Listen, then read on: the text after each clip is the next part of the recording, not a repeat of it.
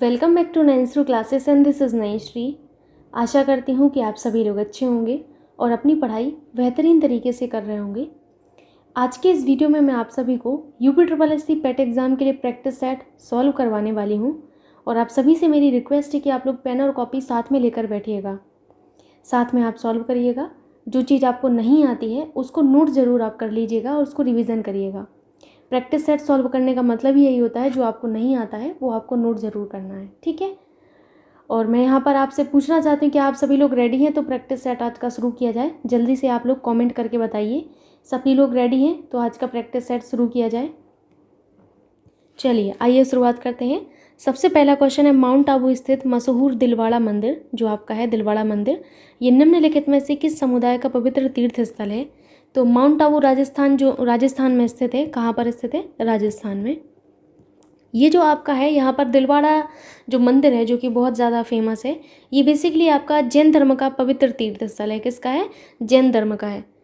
और ये जो माउंट आबू में दिलवाड़ा जैन मंदिर है, ये संगमरमर से बना है। किससे, संगमरमर से बना है, याद रखिएगा, संगमरमर।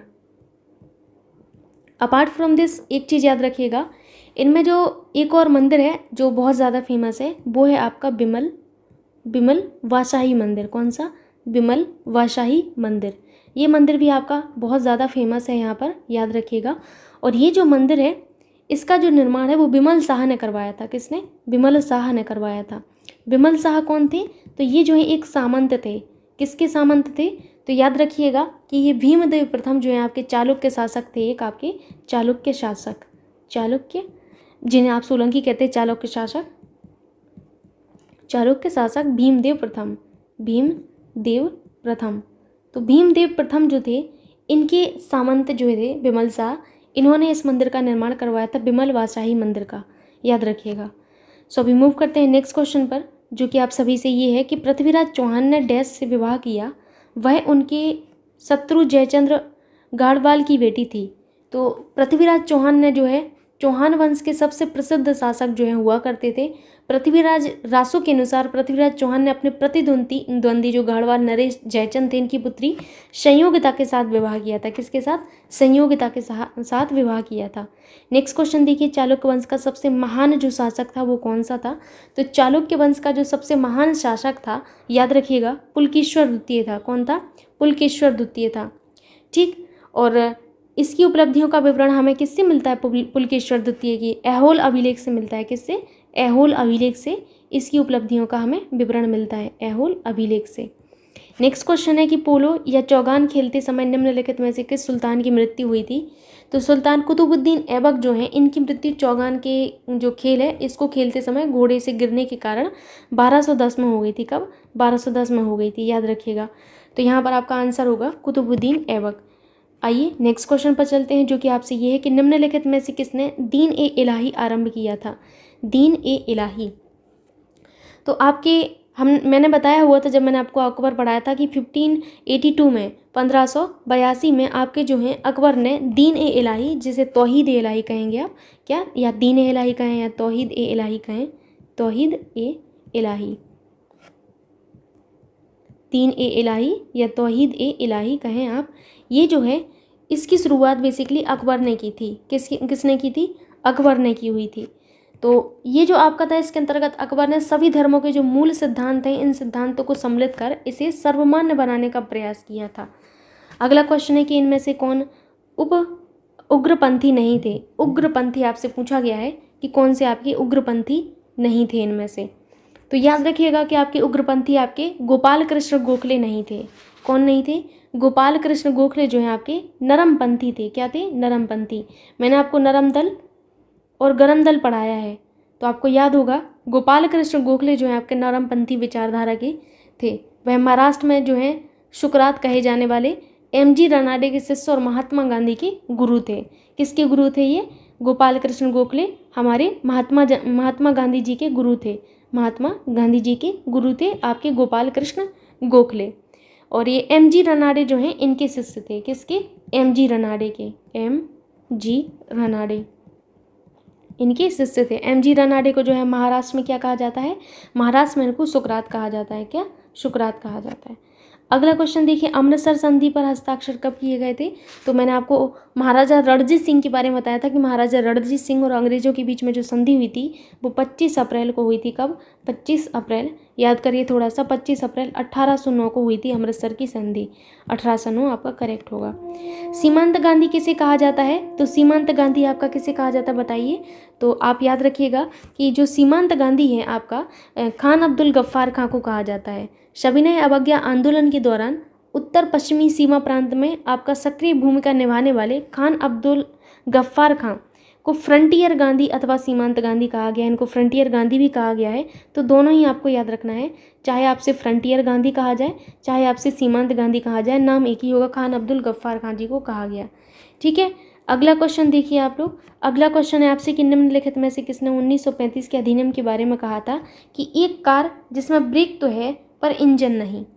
तो ये जो आपका कथन है जो कि कहा हुआ था, ये हमारे नेहरू जी ने कहा था। किसने?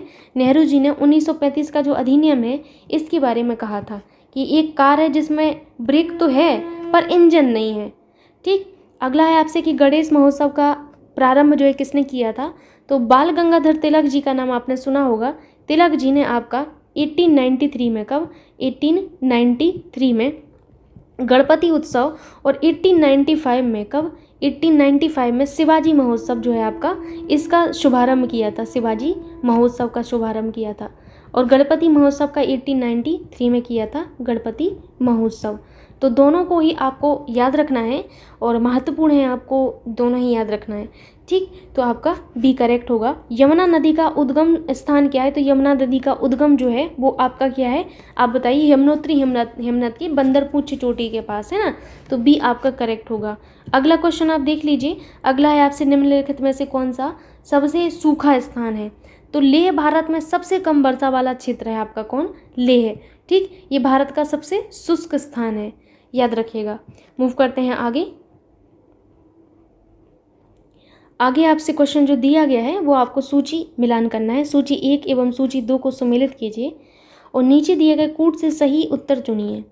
ठीक है, तो यहाँ पर आपको सूची 1 को सूची 2 से मेल करना है। जैसे आपको जाबर की खान मैंने बताया तो जस्ता और सीसा के लिए फेमस है ना। उसके बाद कोलार की खान और हट्टी की खान किस लिए फेमस है? गोल्ड के लिए फेमस है। ठीक, अब आप 2 मैच कर लेंगे तो आपको ऑप्शन में नज़र आ जाएगा। जो काला हांडी है ये बॉक्साइट के लिए फेमस है। किसके लिए? बॉक्साइट के लिए। और मूसाबनी ये तांबा के लिए।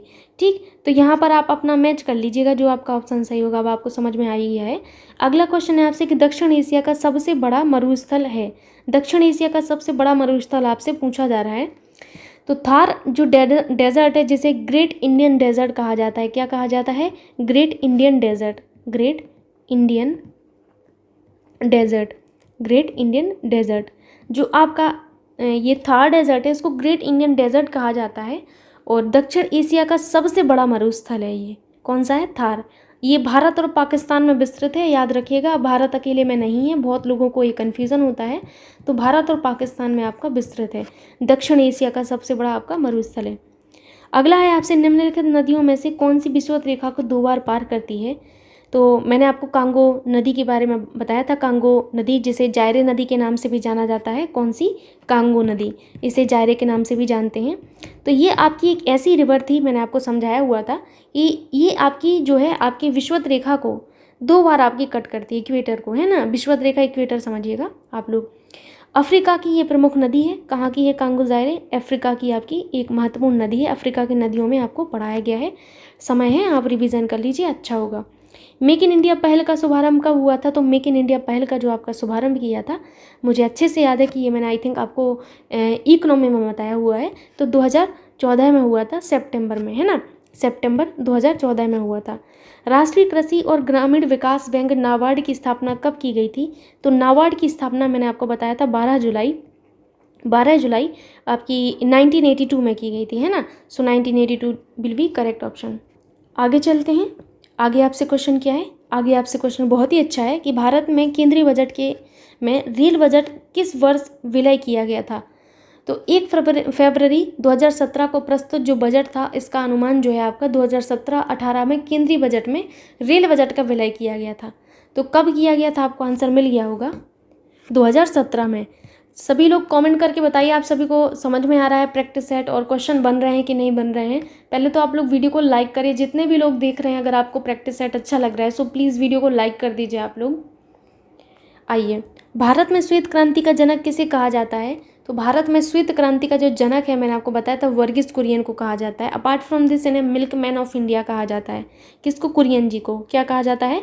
Milk man of India. Milk man of India, man of India, याद रखिएगा, मिल्क मैन ऑफ इंडिया नहीं कहा जाता है। नेक्स्ट क्वेश्चन है आपसे कि राजकोषीय घाटा का अर्थ क्या है? किसका? राजकोषीय घाटा का अर्थ बताइए आप लोग। तो राजकोषीय घाटा क्या होता है? सरकार की कुल राजस्व और कुल व्यय के बीच का जो अंतर है वो आपका राजस्व जो है आपका राजकोषीय घाटा कहलाता है। किसका अंतर? राजस्व का और व्यय का, कुल राजस्व का कुल व्यय से जो आपका अंतर है वही हमारा क्या कहलाता है? वो हमारा कहलाता है राजकोषीय घाटा। आइए देखते हैं नेक्स्ट क्वेश्चन हमसे क्या है। नेक्स्ट क्वेश्चन है हमसे कि भारतीय संविधान में अपशिष्ट शक्तियाँ रेजिडुअल पावर्स किसके डैश विचार से संविधान में लिया गया है? तो रेजिडुअल जो पावर्स हैं, ये अपशिष्ट जो शक्तियाँ आप जिन्हें कहते हैं, ये कनाडा के संविधान से ली गई हैं। कहाँ से? कनाडा से ली गई हैं, है ना। और याद रखिएगा कनाडा महत्वपूर्ण है। मौलिक अधिकार हमने किससे लिए? यूएसए से लिए हैं। मौलिक कर्तव्य हमने यूएसएसआर से लिए हैं। नीति निर्देशकता तो आयरलैंड से लिए हैं। सर्वोच्च न्यायालय हमने यूएसए से लिया है ना, सर्वोच्च न्यायालय का गठन और उनकी शक्तियाँ यूएसए से ली हैं। संविधान का कौन सा भाग संविधान संशोधन से संबंधित है? तो मैंने आपको बताया था कि एग्जाम में जाने से पहले भाग जरूर पढ़िएगा। तो संविधान संशोधन से संबंधित भाग है जो आपका कौन सा है? भाग आपका 20 है। और अगर अनुच्छेद पूछा जाए संविधान संशोधन से संबंधित तो 368। कौन सा अनुच्छेद? आर्टिकल 368, है ना। अब आपको रट गया होगा, इतनी बार आप पढ़ चुके हैं। अगला देखिए, उत्तर प्रदेश की प्रथम महिला मुख्यमंत्री कौन थी? तो अगर यूपी की प्रथम महिला मुख्यमंत्री देखा जाए तो आप सभी को पता होगा कि सचिता कृपलानी जी 1963 में, कब? 1963 में यूपी की प्रथम महिला मुख्यमंत्री बनी थी, है ना। और सचिता कृपलानी भारत के किसी भी राज्य की मुख्यमंत्री बनने वाली ये पहली आपकी वीमन थी। तो अब यूपी की ही बात नहीं है, आप पूरे भारत के अगर तौर पर देखें तो भारत के तौर पर भी अगर आपसे पूछा जाए कि भारत की प्रथम महिला मुख्यमंत्री कौन बनी थी तो भी आपका आंसर होगा सचिता कृपलानी जी। ओके। राष्ट्रपति जो है मंत्रिपरिषद के सदस्यों को कैसे बर्खास्त कर सकते हैं? तो राष्ट्रपति मंत्रिपरिषद के सदस्यों को प्रधानमंत्री की सिफारिश पर बर्खास्त कर सकते हैं। किसकी सिफारिश पर? प्रधानमंत्री की सिफारिश पर बर्खास्त कर सकते हैं। और प्रधानमंत्री जो होता है वो मंत्रिपरिषद का वास्तविक मुखिया होता है। आप सभी को पता होगा इसका जो मुखिया है वो हमारे पीएम साहब ही होते हैं, ठीक है। और पूरी की पूरी जो हमारी मंत्रिपरिषद है वो सामूहिक रूप से लोकसभा के प्रति आपकी क्या होती है? लोकसभा के प्रति उत्तरदायी होती है। ऐसा हमारा आर्टिकल 75 का सब क्लोज 3 कहता है ना। याद रखिएगा। अगला क्वेश्चन है आपसे कि भारतीय संविधान के अनुसार सरकार के कितने अंग हैं? तो भारतीय संविधान के अनुसार सरकार के 3 अंग होते हैं। कौन कौन से होते हैं? कार्यपालिका, मैंने आपको बताया हुआ है। कार्यपालिका, इनका वर्क मैंने बताया किस तरीके से इनकी जो वर्किंग है वो होती है। कार्यपालिका, विधायिका और क्या होता है? न्यायपालिका। कार्यपालिका, विधायिका और न्यायपालिका, है ना। ये आपके 3 अंग होते हैं। सो आपका सी ऑप्शन करेक्ट होगा। अगला देखिए, डायोप्टर निम्न में से किसकी एसआई इकाई है? डायोप्टर आप सभी को पता होगा कि डायोप्टर किसकी इकाई होती है? तो लेंस की क्षमता की एसआई इकाई जो होती है वो डायोप्टर होती है। किसकी? लेंस की क्षमता की इकाई होती है डायोप्टर। ओके। आगे आपसे क्वेश्चन है कि यदि एक लोलक जो है निर्वात में दोलन करता है तो इसकी समयावधि डैश क्या होती है? जब कोई आपका लोलक जो है वो निर्वात में दोलन करता है तो इसकी समयावधि जो है आपकी अपरिवर्तित रहती है। तो हम तो बचपन से पढ़ते आ रहे हैं कि भाई कोई अगर जो आपका लोलक है वो निर्वात में दोलन करेगा तो उसकी समयावधि पर कोई प्रभाव नहीं पड़ता, वो अपरिवर्तित रहती है। आपसे अगला क्वेश्चन निम्नलिखित में से बेकिंग सोडा का रासायनिक नाम क्या है? बेकिंग सोडा कहें या फिर खाने वाला सोडा कहें, क्या कहें? बेकिंग सोडा, खाने वाला सोडा।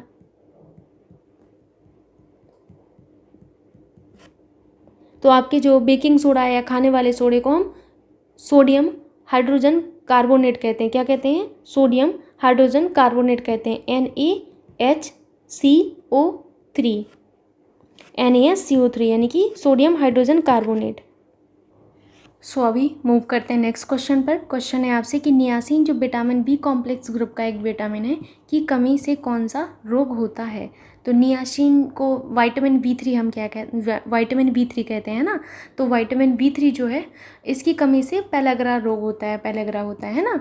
तो आप लोगों को मैंने ये कई बार बताया हुआ है, जो साइंस की वीडियोज़ हैं उनमें कई बार ये क्वेश्चन आया हुआ है, नहीं भी आया तब भी अगर विटामिन है तो मैंने बताया हुआ है। और अभी आपके पास टाइम है, अगर वो सीरीज़ आपने कंप्लीट नहीं की है तो आप कर सकते हैं, ऐसा भी नहीं है।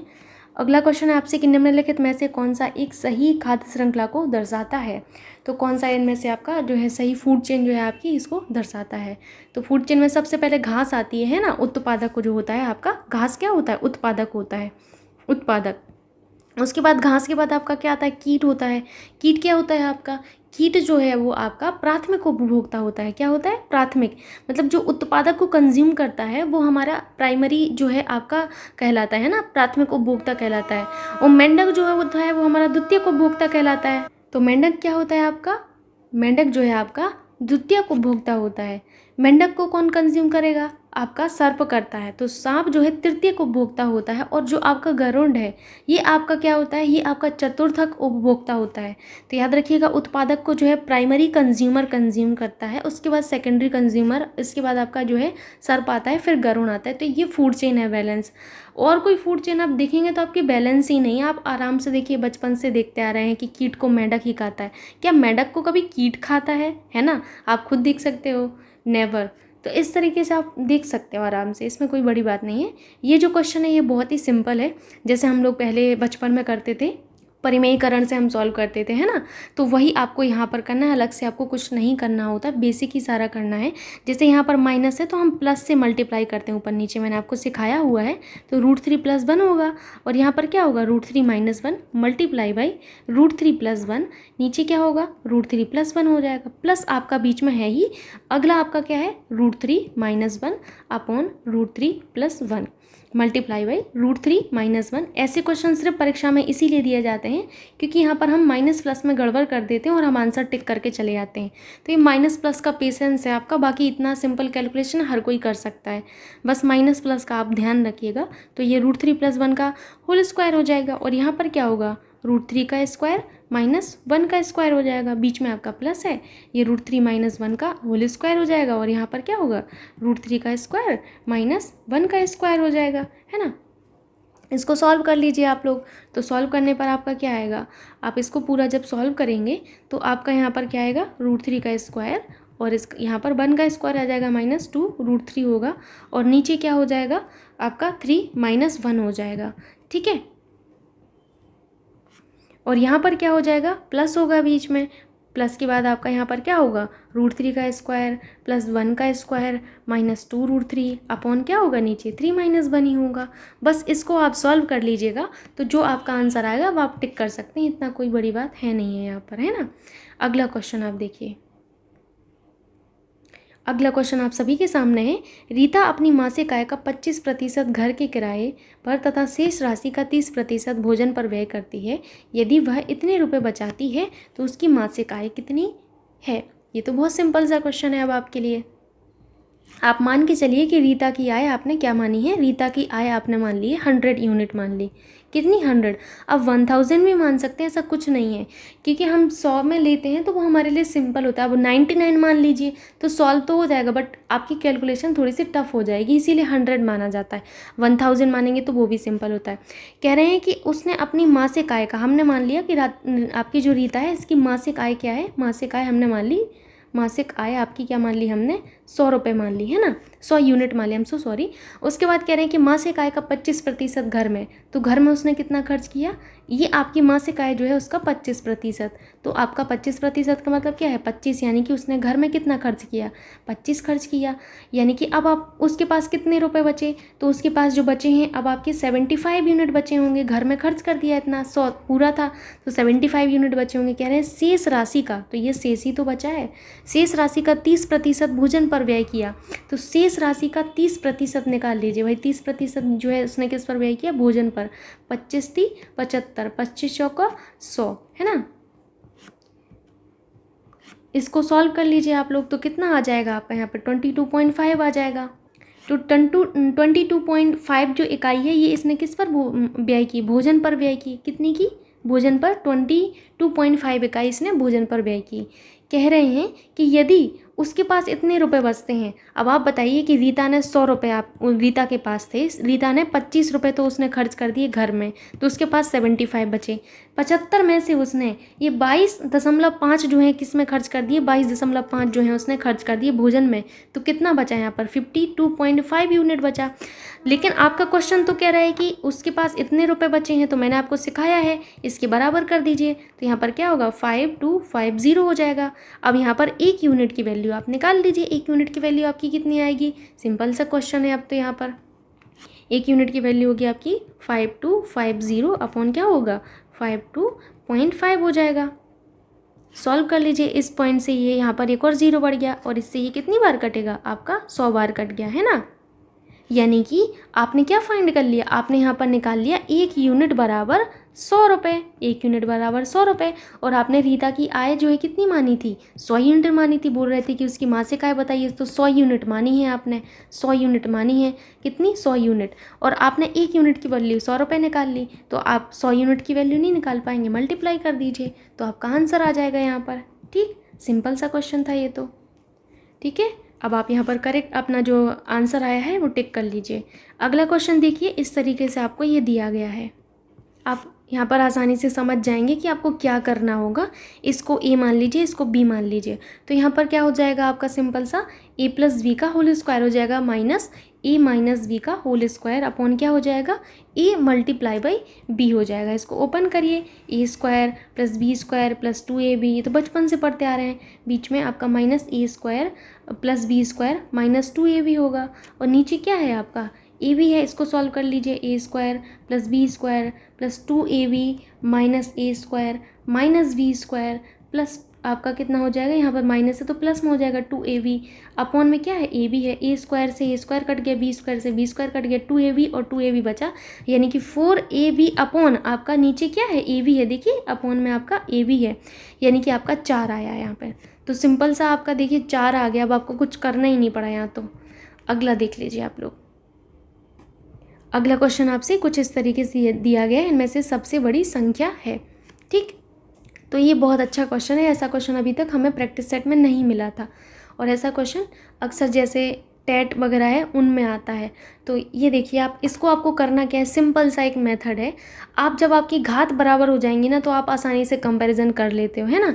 जैसे अब जब आपकी घात बराबर हो जाएंगे, जैसे यहाँ पर लिखा है 2 की घात 3, फिर यहाँ पर लिखा है 3 की घात 3, फिर इस तरीके से 4 की घात 3 लिखा है, तो आप आसानी से फाइंड कर सकते हैं कि कौन सा इसमें से बड़ा है, कौन सा इसमें से छोटा है ना। लेकिन अगर आपका ये बराबर नहीं होंगे तो आपको दिक्कत होगी। तो पहला काम आपका क्या है, इनको आपको बराबर करना है। ठीक है, आपको सिंपल सा यही करना है। ठीक, कैसे करेंगे, जैसे आपको √2 दिया है, तो √2 का मतलब क्या है, 2 को इस तरीके से लिख सकते हैं हम, है ना। √2 लिखा है तो √2 को आप इस तरीके से लिख सकते हैं, सिंपल सा मेथड है। अब यहाँ पर क्या लिखा है, √3 लिखा हुआ है, तो इसको आप किस तरीके से लिख सकते हैं, देखिए यहाँ पर 3 है तो ये आपका 1/3 हो जाता है ना। फिर 4 लिखा हुआ है, 4 को आप जब लिखेंगे तो किस तरीके से, इस तरीके से लिख सकते हैं, क्योंकि यहाँ पर आपका √ था। फिर आपका 5 लिखा हुआ है, तो 5 में आपको किस तरीके से लिखना होगा, 5 में आपको इस तरीके से लिख सकते हैं, सिंपल सा मेथड है ये तो। अभी तो अब आप यहाँ देखिए, ये नीचे क्या है आपका, 2 है 3 है 2 है 3 है, तो यानी कि आपका 2 आया और 3 आया, इनका आप एलसीएम निकालिए। 2 एकम 2 3, और यहाँ पर क्या आ जाएगा, यानी कि आपका 6 आया।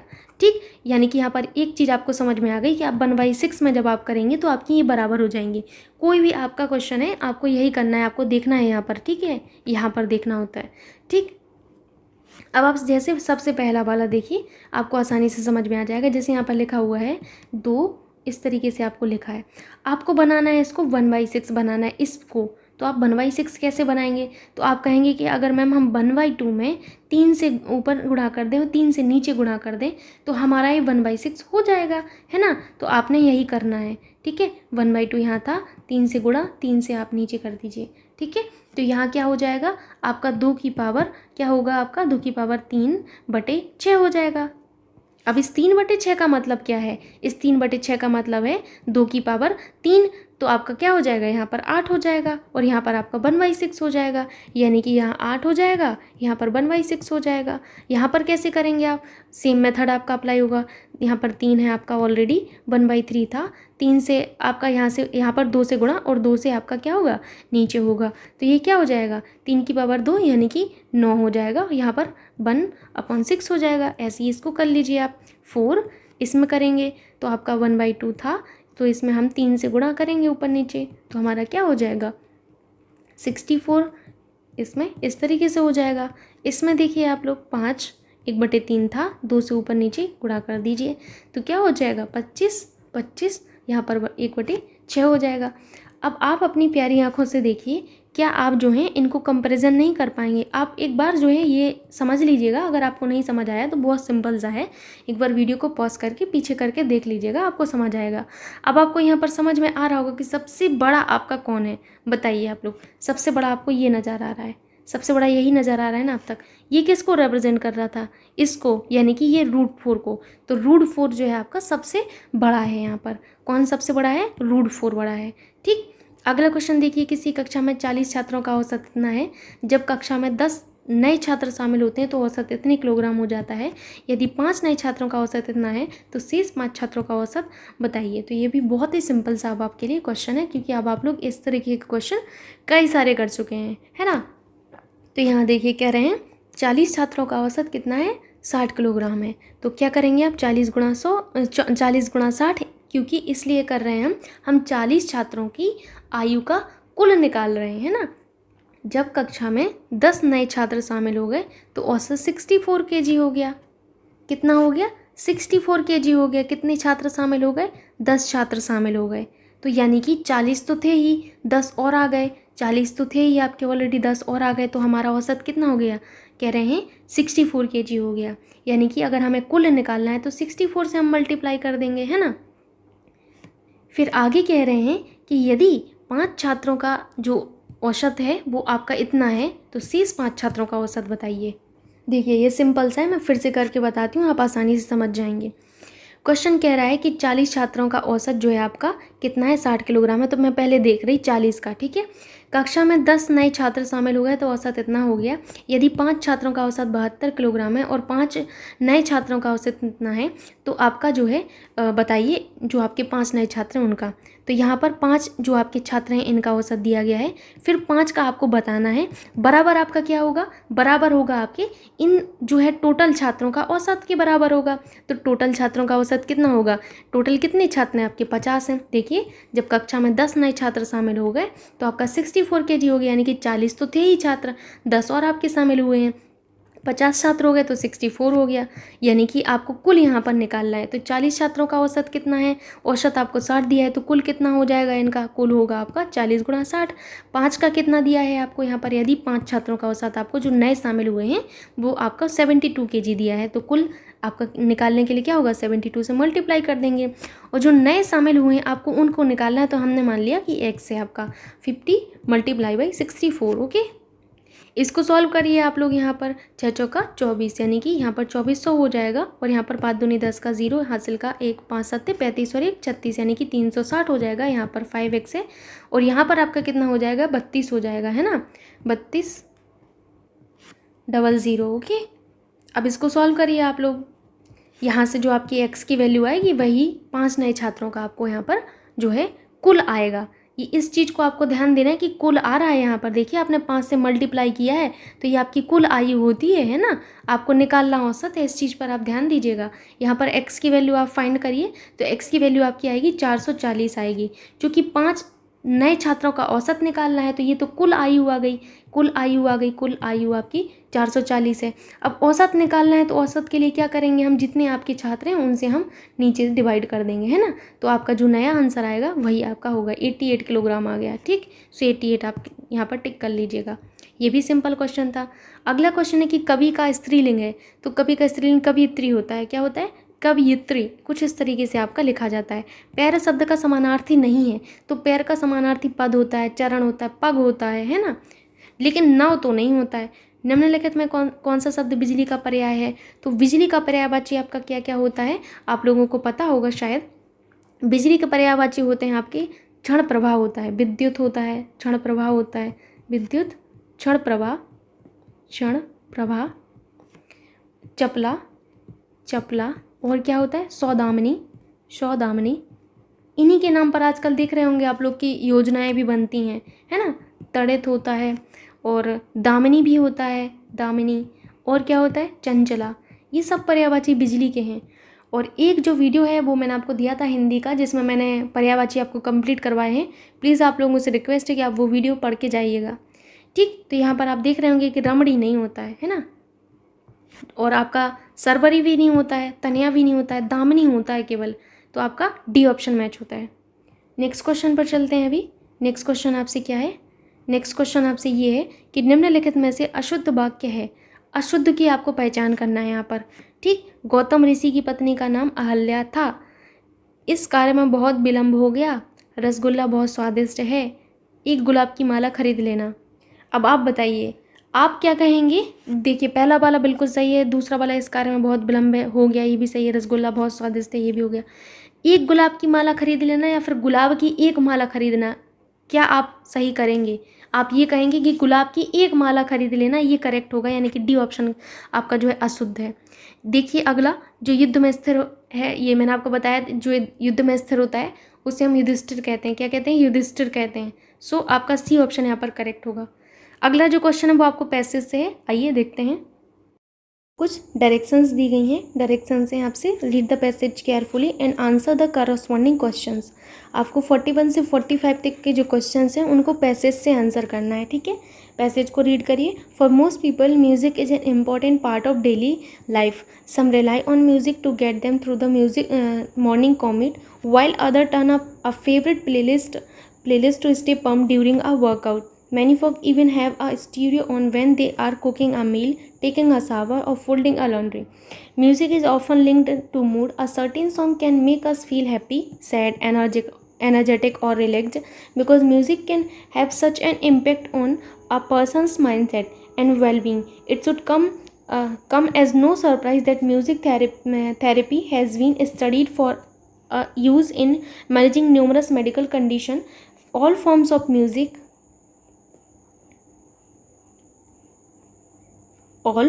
music culture may be most effective. In Chinese medical theory, the 5 internal organ and meridian system are believed to have corresponding musical tones, which are used to encourage healing. यहाँ पर अब आपसे क्वेश्चन है। पहला क्वेश्चन है music is often linked to what. आप बताइए किससे लिंक किया गया है आपके पैसेज में, मूड से लिंक किया गया है। किससे, मूड से। नेक्स्ट क्वेश्चन देखिए। नेक्स्ट क्वेश्चन है आपसे how is music N important part of life. तो आपसे बताया गया था कि it makes us feel different emotions, है ना। Which of the statement is true. आपको बताना इनमें से कौन सा स्टेटमेंट आपका ट्रू है। तो यहाँ पर जो पैसेज का अकॉर्डिंग बताया गया कि all forms of music have therapeutic effect, है ना। तो डी आपका करेक्ट होगा। अगला देख लीजिए आप, give synonyms of the following word. यहाँ पर आपको एम्पल का जो है सिनोनिम बताना है। किसका, एम्पल का। जो एम्पल होता है, एम्पल का मतलब होता है आपका पर्याप्त। क्या होता है, पर्याप्त होता है। इसका मतलब होता है आपका पर्याप्त, ठीक। पर्याप्त कह सकते हैं आप, प्रचुर कह सकते हैं आप, पर्याप्त, प्रचुर, है ना। तो आपका सफिशिएंट का मतलब भी यही होता है। सफिशिएंट का मतलब क्या होता है, आपका पर्याप्त होता है ना। तो आपका कौन सा सही हो जाएगा, आपका ए सही हो जाएगा। अगर और सिनोनिम आप जानना चाहते हैं तो आपका जो पर्याप्त है इसका अवेंडेंट होता है। क्या होता है, अवेंडेंट होता है। AVUNDANT अवेंडेंट होता है। और क्या होता है आपका, और होता है आपका प्लेंटीफुल, PLENTIFUL, प्लेंटीफुल। अगला है आपसे कि give antonyms of the following word. Barbaric. आपको बार्बरिक का जो है क्या बताना है, इसका आपको बताना है एंटोनिम। इसका मतलब होता है आपका एकदम जंगली टाइप जो इंसान होते हैं ना, वो उनके लिए है ये। किसके लिए, जंगली टाइप इंसान के लिए, ठीक। जंगली कह सकते हैं आप, क्रूर कह सकते हैं आप, बर्बर कह सकते हैं।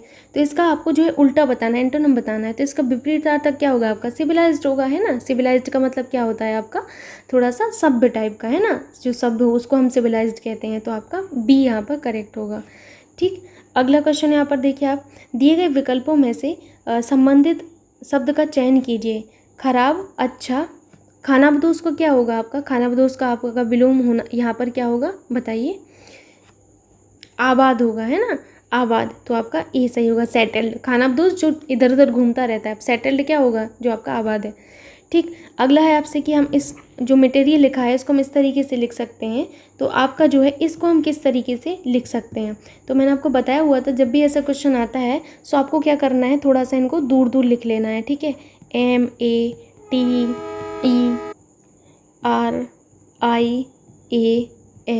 METERIAL, ठीक। इन्होंने मटेरियल को किस तरीके से लिखा है, मैं पेन का कलर चेंज कर ले रही, SZLREKZH।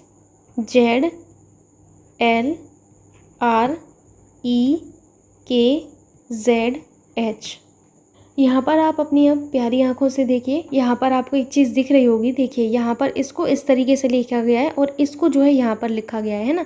एक चीज़ आपको समझ आ गई, ठीक। उसके बाद आप देखिए यहाँ पर कि जब आपका M जो है, M का ट्रांजिशन जो हो रहा है वो आपका L में हो रहा है, तो -1 से ट्रांजिशन हो रहा है ना, -1 से हो रहा है। और इसका देखिए A से इसमें देखिए तो -1 में ट्रांजिशन हो रहा है, यहाँ से यहाँ देखिए तो -1 में ट्रांजिशन हो रहा है। ध्यान से देखेंगे तो आपको सब कुछ नज़र आएगा।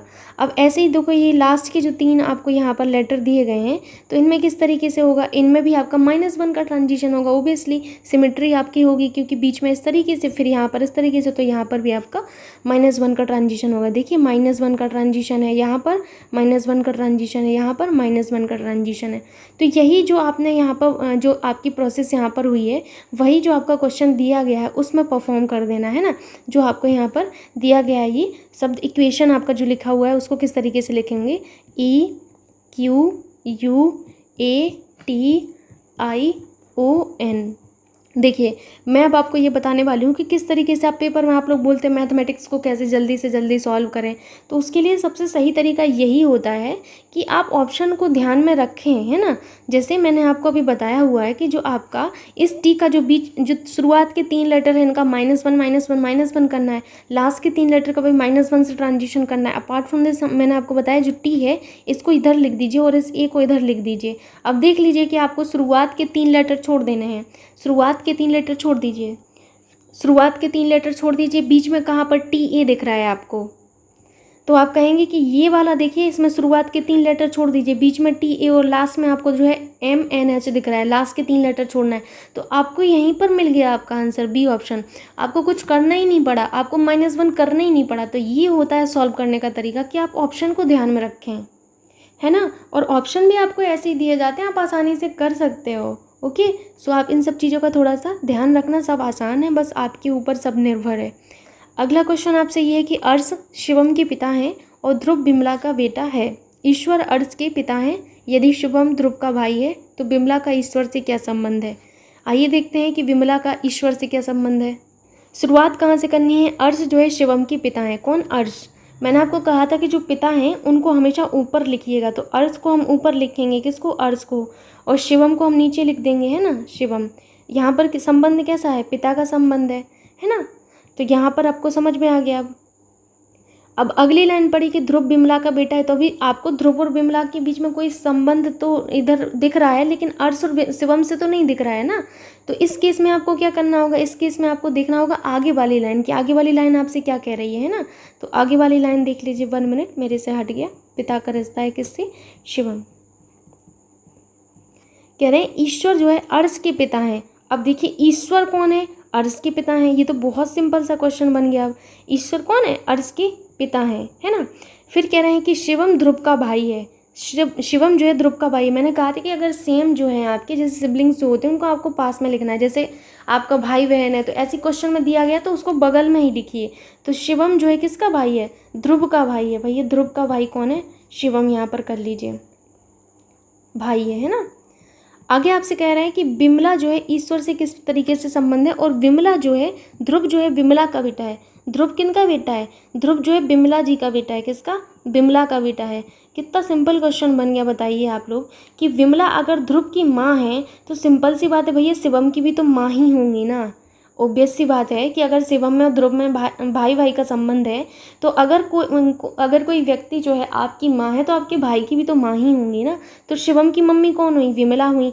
अब कह रहे हैं कि शिवम की मम्मी जब विमला हुई, तो विमला का जो पति है वो कौन कहलाएगा? शिवम के पिताजी कहलाएंगे। पिताजी के जो है ये पिताजी कौन कहलाएंगे बताइए आप? ससुर कहलाएंगे। तो किस तरीके से संबंध हुआ आप खुद समझ सकते हैं यहाँ पर। तो अब किस तरीके का संबंध है? डॉटर इन लॉ का, पुत्र वधू का संबंध है। ओके, आई थिंक आप समझ गए होंगे। मूव करते हैं नेक्स्ट क्वेश्चन पर, जो कि आप सभी से ये है कि 7 जुलाई का दिन बुधवार है, तो 15 अगस्त सप्ताह का कौन सा दिन होगा? तो ये तो बड़ा ही सिंपल सा क्वेश्चन हो गया आपके लिए। कैसे सिंपल हुआ मैं आपको समझाती हूँ। अब यहाँ पर देखिए 7 जुलाई का दिन क्या है? बुधवार है। तो 15 अगस्त सप्ताह का कौन सा दिन होगा आपसे पूछा गया है। ठीक, जुलाई में कितने डेज होते हैं बताइए आप? 31 डेज होते हैं ना, 31 डेज होते हैं। अब इतने देखो आप लोग कि आपको यहाँ पर क्या बोला गया है? 7 जुलाई। क्या बोला गया है? 7 जुलाई, यानी कि 7 इसमें से हमें घटाना पड़ेगा, क्योंकि 7 दिन यहाँ पर आपके ऑलरेडी निकल चुके हैं, तो घटा लीजिए इसको बस। तो यहाँ पर 24 बचा। तो 24 डेज इस महीने के हैं, जुलाई के अभी बाकी, और बाकी 15 अगस्त का दिन पूछ रहा है। तो 24 आपके ये दिन है और 15 आपका ये दिन है। तो यहाँ पर कितना हो जाएगा? जोड़िए, 5 4 9 हो जाएगा, 2 और 1 3 हो जाएगा। अब ये 39 आपको टोटल आए हैं कि 39 डेज़ का इनमें अंतर है। तो कैसे हम निकालते हैं कि कौन सा दिन पड़ेगा? 39 को 7 से आप डिवाइड कर दीजिए। 7 पन्ना 35, कितना बचा? 4 शेष बचा। ठीक, इतना समझ में आ गया? 4 शेष फल बचा। कह रहे हैं आपसे कि 7 जुलाई के दिन अगर बुधवार है, 7 जुलाई का दिन क्या है? बुधवार है, तो आप बुधवार लिख लीजिए, प्लस शेषफल जितना आया है वो लिख लीजिए, है ना। बुधवार में आप 4 जोड़ दीजिए। बुधवार के बाद क्या आएगा? गुरुवार आएगा। गुरुवार के बाद शुक्रवार आएगा। शुक्रवार के बाद शनिवार आएगा, और शनिवार के बाद आपका रविवार आएगा। यानी कि आप जब 4 जोड़ेंगे तो आपका रविवार आएगा, और रविवार ही आपका करेक्ट आंसर होगा, है ना। सो आपका कौन सा ऑप्शन यहाँ पर मैच हो रहा है? ऑप्शन सी आपका मैच हो रहा है, संडे। नेक्स्ट क्वेश्चन देख लीजिए, ये अच्छा क्वेश्चन था और ध्यान रखिएगा किस तरीके से सॉल्व होता है। 4 शब्द दिए गए हैं जिनमें से 3 किसी न किसी तरह समान है और एक असमान है, तो उस असमान शब्द का चयन करें। कान, आँख, नाक, गुर्दा। बताइए इनमें से कौन सा आपका जो है थोड़ा सा डिफरेंट है? तो आपका किडनी जो है वो आपका डिफरेंट है बाकी सबसे। अगला यहाँ पर क्वेश्चन आप देख सकते हैं कि जून 2022 में किस भारतीय प्रबंधन संस्थान जो है आपका, इन्होंने देश का पहला कृषि भूमि मूल्य सूचकांक लॉन्च किया है। तो यहाँ पर आप याद रखिएगा कि किसने लॉन्च किया है? भारतीय प्रबंधन संस्थान आपके अहमदाबाद द्वारा देश का पहला आपका जो है कृषि भूमि ये जो आपका सूचकांक है ये जारी किया गया। ठीक, यहाँ पर आप ऑप्शन देख लीजिए, 1 मिनट। ठीक, तो आपका ए ऑप्शन यहाँ पर करेक्ट हो जाएगा। अगला देखिए, फरवरी 2022 में शुरू किए गए सार्वभौमिक टीकाकरण कार्यक्रम 1 मिनट सघन मिशन इंद्रधनुष 4.0 को राज्य केंद्र शासित प्रदेशों में कितने जिलों में संचालित किया जाएगा? तो ये जो आपका शुरू किया गया है 7 फरवरी 2022 को, केंद्रीय मंत्री जो हमारे डॉक्टर मनसुख मंडाविया हैं, इन्होंने सार्वभौमिक टीकाकरण जो कार्यक्रम शुरू किया था सघन मिशन इंद्रधनुष 4.0, इसकी शुरुआत की गई। इस मिशन के अंतर्गत आपके 33 राज्यों और केंद्र शासित प्रदेशों के 416 जिले, कितने? 416 जिले, 416 जिले जो है इनमें संचालित किया जाएगा। मिशन इंद्रधनुष जो है आपके 25 दिसंबर 2014 को प्रारंभ हुई थी, है ना। याद रखिएगा, मिशन इंद्रधनुष 25 दिसंबर 2014 को प्रारंभ हुई थी, तो आपका सी ऑप्शन करेक्ट होगा।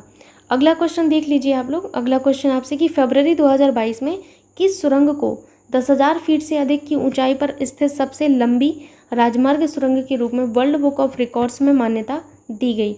तो यहाँ पर याद रखिएगा कि कौन सी सुरंग है? अटल सुरंग को, किसको? अटल सुरंग को आपका दिया गया है। ठीक, अगला क्वेश्चन देखिए, हेनले एवं पार्टनर्स द्वारा जारी हेनले पासपोर्ट इंडेक्स Q3 में भारत को कौन सा स्थान प्राप्त हुआ है? तो हेनले एवं पार्टनर्स द्वारा जारी हेनले पासपोर्ट जो सूचकांक है Q3 में भारत को 87वां स्थान हासिल हुआ है। कौन सा? 87वां स्थान हासिल हुआ है। और इनका जो वीज़ा स्कोर है, वीज़ा मुफ्त स्कोर,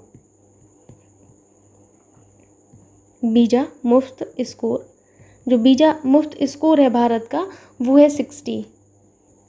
और इस 87वें स्थान पर भारत के साथ आपका जो है मारितानिया भी है। कौन है? मारितानिया भी है, ये भी आप याद रखिएगा। और आपका कौन है? ताजिकिस्तान भी है। तो 2 और भी आपकी कंट्री हैं जो आपके भारत के साथ इसी जो है स्थान पर है, ताजिकिस्तान है। ठीक। और इस जो ये वीज़ा है, इसमें जो फर्स्ट नंबर पर है वो आपका कौन है? तो जापान है। कौन है? जापान है। और स्कोर कितना है इसका? मुफ्त वीज़ा स्कोर 193 है। ओके। नेक्स्ट क्वेश्चन देखिए, मई 2022 में किस देश को association of Asian election authorities का अध्यक्ष चुना गया है? तो याद रखिएगा कि मई 2022 में आपके जो हैं association of Asian election authorities के जो हैं अध्यक्ष के रूप में आपका किसको चुना गया है? हमारे प्यारे भारत को चुना गया है। ठीक है। और आपके AEA की जो स्थापना है वो 1998 में हुई थी। कब? 1998 में। अगला क्वेश्चन देखिए, मई 2022 में कौन सा न्यू बैंकिंग स्टार्टअप भारत का 100वां यूनिकॉर्न बन गया है? तो जो भारत का 100वां यूनिकॉर्न बना है वो याद रखिएगा आपका कौन बना है? ओपन बना है। ओपन नामक न्यू बैंकिंग जो स्टार्टअप है भारत का 100वां यूनिकॉर्न बना है। ओके। ये जो न्यू बैंकिंग स्टार्टअप है ये बेंगलुरु कर्नाटक में स्थित है। कहाँ पर है? बेंगलुरु कर्नाटका में। ठीक। नेक्स्ट क्वेश्चन पर मूव करते हैं, जो कि आपसे ये है कि अंतर्राष्ट्रीय ऊर्जा एजेंसी की एक रिपोर्ट के अनुसार भारत वर्ष 2026 तक विश्व के तीसरे सबसे बड़े एथेनॉल उपभोक्ता के रूप में किस देश को पीछे छोड़ देगा? तो अंतर्राष्ट्रीय ऊर्जा एजेंसी की एक रिपोर्ट के अनुसार भारत 2026 तक, कब? 2026 तक आपका जो है विश्व के तीसरे सबसे बड़े एथेनॉल उपभोक्ता के रूप में चीन को पीछे छोड़ देगा। किसको? चीन को। ठीक है। अगला क्वेश्चन देखते हैं। अगला क्वेश्चन आपसे, उत्तर प्रदेश के किस शहर में स्किल इंडिया अंतर्राष्ट्रीय केंद्र की स्थापना की जाएगी? तो यूपी के वाराणसी में। कहाँ पर? यूपी के वाराणसी में जो है स्किल इंडिया अंतर्राष्ट्रीय केंद्र की स्थापना की जाएगी। ओके। मूव करते हैं अभी नेक्स्ट क्वेश्चन पर, जो कि आपसे इस तरीके से है। ये काफ़ी महत्वपूर्ण क्वेश्चन है। और क्वेश्चन ये है आपसे कि नवंबर 2021 में प्रधानमंत्री नरेंद्र मोदी ने पूर्वांचल एक्सप्रेसवे का उद्घाटन किया। इस एक्सप्रेसवे के संबंध में विकल्पों में से कौन सा सही नहीं है, ये आपको बताना है। 16 नवंबर 2021 को नरेंद्र मोदी ने पूर्वांचल एक्सप्रेसवे का उद्घाटन किया। इस एक्सप्रेसवे की लंबाई आपकी 340.824 किलोमीटर है। यह एक्सप्रेसवे बलिया के मंदरिया गांव तक बनाया गया है। ये इस एक्सप्रेसवे पर सुल्तानपुर ज़िले में एक हवाई पट्टी निर्मित की गई है। तो यहाँ याद रखिएगा 16 नवंबर 2021 को नरेंद्र मोदी जी ने आपका पूर्वांचल एक्सप्रेसवे का उद्घाटन किया। ठीक। और इस एक्सप्रेसवे की जो लंबाई है आपकी कितनी है? इस एक्सप्रेसवे की लंबाई आपकी जो है 340 पॉइंट आपका जो है 824 किलोमीटर है। तो ये आपका सही है। और इस एक्सप्रेसवे पर सुल्तानपुर जो ज़िला है, सुल्तानपुर ज़िले में आपके 3.2 किलोमीटर लंबी हवाई पट्टी भी निर्मित की गई है। तो ये वाला भी आपका करेक्ट है। और ये जो आपका एक्सप्रेसवे है ये लखनऊ सुल्तानपुर रोड स्थित चांदसराय गांव से, कहाँ से? चांदसराय से। चांदसराय गांव से प्रारंभ होता है और गाजीपुर में स्थित हैदरिया, किसमें? गाजीपुर में स्थित जो है आपका हैदरिया गांव में समाप्त होता है। ठीक। तो याद रखिएगा आप लोग। मूव करते हैं नेक्स्ट क्वेश्चन पर। कौन सा क्वेश्चन था? 59 था। यहाँ पर आपसे क्वेश्चन नंबर 60 जो है वो आप पढ़ सकते हैं। यहाँ पर 1 मिनट आप दीजिएगा। क्वेश्चन है, टोक्यो ओलंपिक 2020 में भारतीय पदक विजेताओं के संबंध में विकल्प में कौन सा तथ्य सही नहीं है? टोक्यो ओलंपिक 2020 में भारत की तरफ से पहला पदक लवलीन वर्गेहन ने जीता। पीवी सिंधु ने महिलाओं की बैडमिंटन स्पर्धा में एकल वर्ग में कांस्य पदक जीता। भारतीय पुरुष हॉकी टीम ने फील्ड हॉकी स्पर्धा में कांस्य पदक जीता। नीरज चोपड़ा ने पुरुष भाला फेंक स्पर्धा में स्वर्ण पदक जीता। तो ये काफ़ी महत्वपूर्ण क्वेश्चन है। यहाँ पर याद रखिएगा टोक्यो ओलंपिक जो 2020 है इसमें भारत की तरफ से पहला जो रजत पदक है वो आपका किसने जीता था? मीराबाई चानू ने जीता था। किसने? मीराबाई चानू ने। और महिलाओं की भारोत्तोलन स्पर्धा में आपका 49 किलोग्राम वर्ग में इन्होंने जीता था। किसने? मीराबाई चानू ने जीता था। ठीक। तो यहाँ पर देखिए ये वाला तो पहले ही गलत हो गया है ना, बाकी सब सही है। पीवी सिंधु ने महिलाओं की बैडमिंटन स्पर्धा में एकल वर्ग में कांस्य पदक जीता। पुरुष हॉकी टीम में फील्ड हॉकी स्पर्धा में कांस्य पदक जीता। ठीक है। और उसके बाद नीरज चोपड़ा ने जो है पुरुष भाला फेंक स्पर्धा में स्वर्ण पदक जीता। मूव करते हैं अभी नेक्स्ट क्वेश्चन पर, जो कि आपसे ये है कि अबू धाबी की राजधानी है। अबू धाबी बताइए कहाँ की राजधानी है? तो अबू धाबी आपकी AE की कैपिटल है, संयुक्त अरब अमीरात की। पुष्कर मेला कहाँ आयोजित किया जाता है? तो पुष्कर मेला राजस्थान में आपका लगता है। कहाँ पर? राजस्थान में आपका ये मेला लगता है। प्रत्येक वर्ष इस मेले का आयोजन होता है। अगला है राष्ट्रीय खेल संग्रहालय कहाँ स्थित है? तो राष्ट्रीय खेल जो संग्रहालय है ये आपका नई दिल्ली में स्थित है। कहाँ पर? नई दिल्ली में।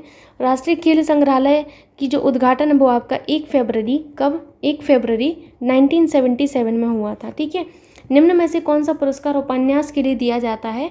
तो आपका उपन्यास के लिए कौन सा पुरस्कार दिया जाता है? याद रखिएगा आप लोग, बुकर प्राइज़ दिया जाता है। कौन सा? बुकर पुरस्कार दिया जाता है आपका जो है उपन्यास के लिए। बुकर जो प्राइज़ है ये आपका पहली बार जो दिया गया था वो 1969 में दिया गया था। ठीक है। और ये पुरस्कार यूनाइटेड किंगडम तथा आयरलैंड में प्रकाशित अंग्रेजी भाषा के उपन्यासों के लिए प्रत्येक वर्ष दिया जाता है। भारत रत्न भारत का सर्वोच्च राष्ट्रीय पुरस्कार है। कौन? भारत रत्न। ठीक। और जो पुलित्जर पुरस्कार है पत्रकारिता के क्षेत्र में दिया जाता है। आप लोगों को मैंने बताया हुआ है जनरल अवेयरनेस में। अगला देखिए आप, 1084 की माँ पुस्तक के लेखक कौन है? तो 1084 की माँ जो पुस्तक है इनकी जो लेखक हैं आपकी वो आप याद रखिएगा महाश्वेता देवी जी हैं। कौन है? महाश्वेता देवी जी हैं। ज्ञानपीठ पुरस्कार विजेता हैं ये। भारतीय संसद में कितने सदन हैं? तो भारतीय संसद में आपके 2 सदन हैं, लोकसभा और राज्यसभा। अगला क्वेश्चन देखिए, 57वां ज्ञानपीठ पुरस्कार किसे प्रदान किया गया है?